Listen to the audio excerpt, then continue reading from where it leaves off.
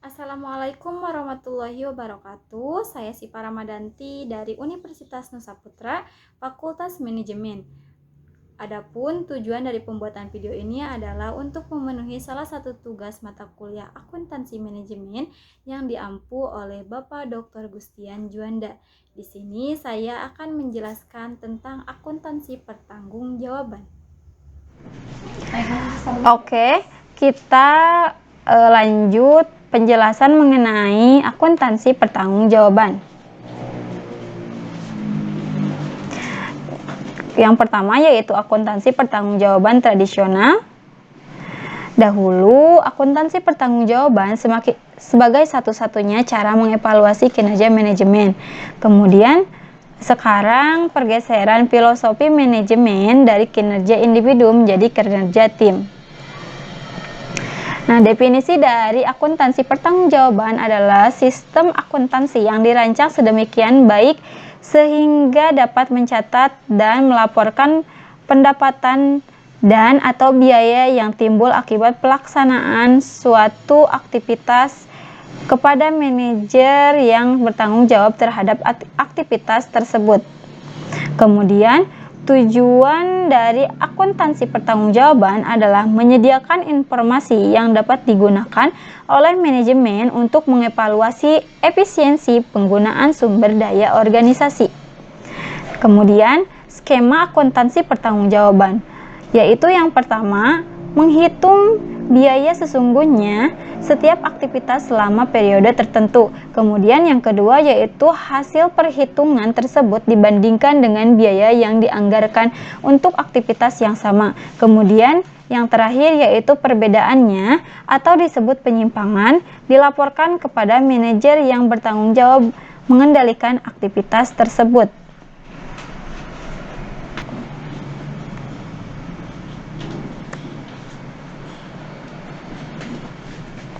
Kemudian pada struktur organisasi. Struktur organisasi ini dibagi menjadi dua bagian, yaitu yang pertama akuntansi pertanggungjawaban didesain berdasarkan struktur organisasi, kemudian pendekatan. Nah, pada pendekatan ini dibagi menjadi tiga bagian, yaitu yang pertama ada fungsional, fungsi produksi, marketing, personalia, keuangan, dan lain-lain. Kemudian yang kedua yaitu produk, yaitu sesuai produk atau kelompok produk apa saja yang dihasilkan. Kemudian yang terakhir yaitu geografis atau regional, yaitu menentukan tanggung jawab berdasarkan wilayah geografis.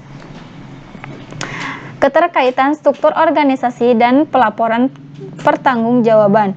Semakin tinggi tingkat pertanggungjawaban akan semakin ringkas laporannya. Jika semakin bawah level manajernya, maka laporan mereka akan semakin teknis untuk cakupan yang sempit. Kemudian penentuan pihak yang mengendalikan biaya.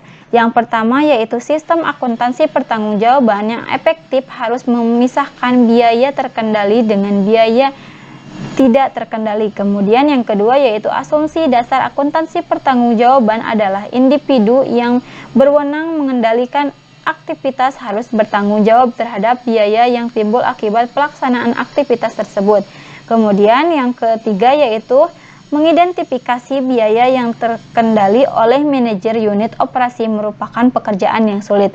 Kemudian yang keempat yaitu biaya setiap unsur pengeluaran terdiri dari dua elemen, yaitu harga per unit dan kualitas unsur yang digunakan. Kemudian yang terakhir yaitu apabila suatu biaya dapat ditelusuri dan dibebankan langsung ke suatu departemen dan jumlahnya dipengaruhi oleh perubahan aktivitas departemen, maka biaya tersebut termasuk biaya terkendali oleh manajer. Tanggung jawab terhadap BOP. Yang pertama yaitu unsur overhead. Ada yang dapat dibebankan secara langsung ke suatu departemen dan menjadi tanggung jawab langsung kepada departemen, dan sebagian lagi berasal dari alokasian untuk penentuan tarif BOP. Kemudian yang kedua yaitu biaya hanya perlu dialokasikan apabila manajer departemen menerima alokasi dapat mengendalikan biaya yang dialokasikan. Kemudian yang terakhir yaitu departemen pemakai harus mengetahui harga jasa sebelum membeli sehingga dapat mempertimbangkan biaya dan manfaatnya.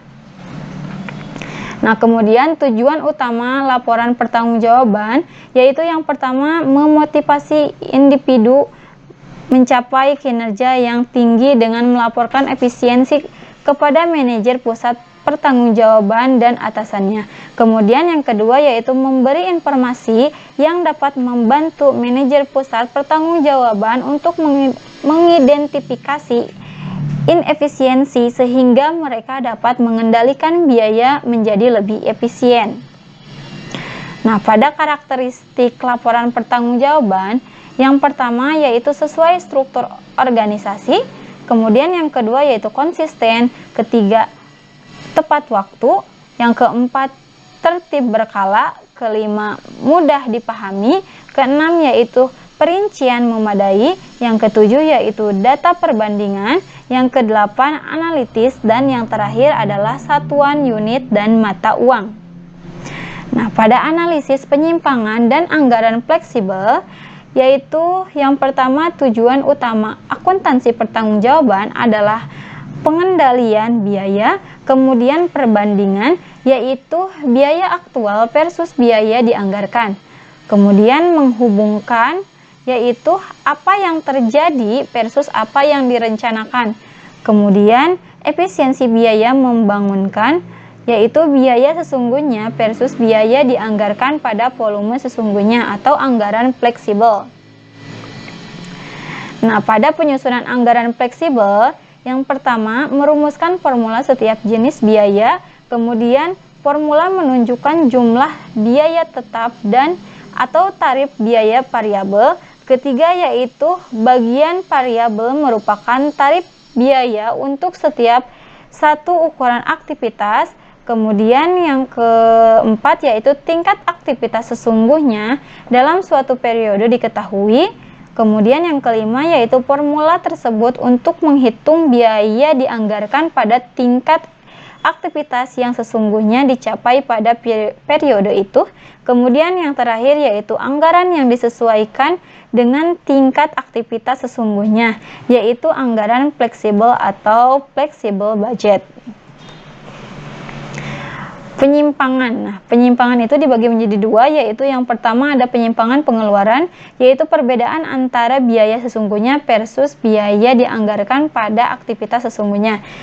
Yang kedua yaitu penyimpangan kapasitas biaya, yaitu perbandingan anggaran aktivitas sesungguhnya dibandingkan dengan biaya yang dibebankan ke produk yang dihasilkan selama satu periode.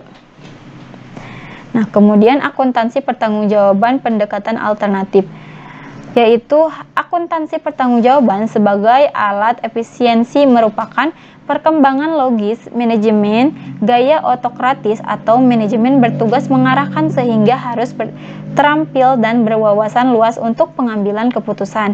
Kemudian gaya manajemen partisipatif, manajer dan karyawan bertanggung jawab sama sebagai anggota tim, manajer sebagai fasilitator atau bukan direktur. Kemudian yang terakhir pergeseran penekanan dari kinerja individual menjadi kinerja tim, menimbulkan pertanyaan mengenai kegunaan akuntansi pertanggungjawaban sebagai dasar untuk mengevaluasi kinerja manajer. Nah, kemudian kritik kegunaan akuntansi pertanggungjawaban. Nah, pada kritik ini dibagi menjadi dua bagian, yaitu yang pertama perilaku disfungsional manajer, kemudian yang kedua yaitu kegunaan informasi bagi manajer. Nah, pada perilaku disfungsional manajer, yang pertama yaitu akuntansi pertanggungjawaban tradisional membebankan tanggung jawab inefisiensi yaitu sebagai individu. Kemudian ukuran penyimpangan anggaran adalah inefisiensi.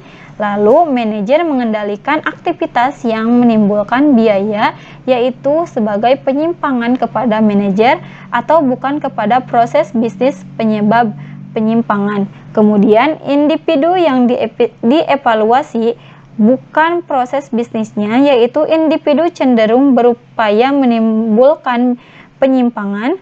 Kemudian kecenderungan perilaku. Yang pertama, mengutamakan kepentingannya sendiri. Kemudian yang kedua yaitu fokus pencapaian angguran. Yang ketiga, fokus target jangka pendek. Kemudian yang terakhir yaitu manajer pandai memanipulasi, yaitu bisa disebut sebagai manajer yang sukses. Kemudian yang terakhir yaitu alternatif evaluasi kinerja. Nah, tren kinerja sesungguhnya antar waktu. Kemudian yang kedua yaitu anggaran berbasis taksiran kurva pembelajaran.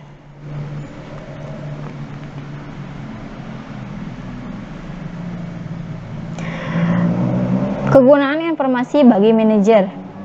Akuntansi pertanggungjawaban tradisional yaitu biaya dilaporkan ke manajer.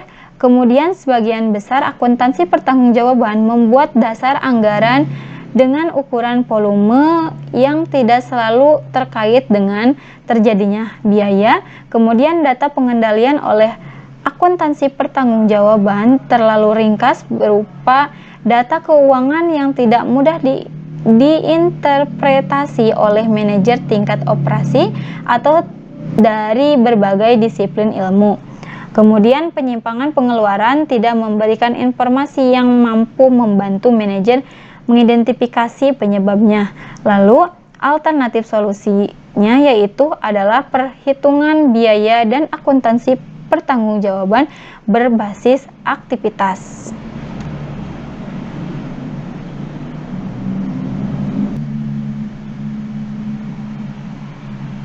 Dari saya, mohon maaf apabila ada kesalahan. Wassalamualaikum warahmatullahi wabarakatuh.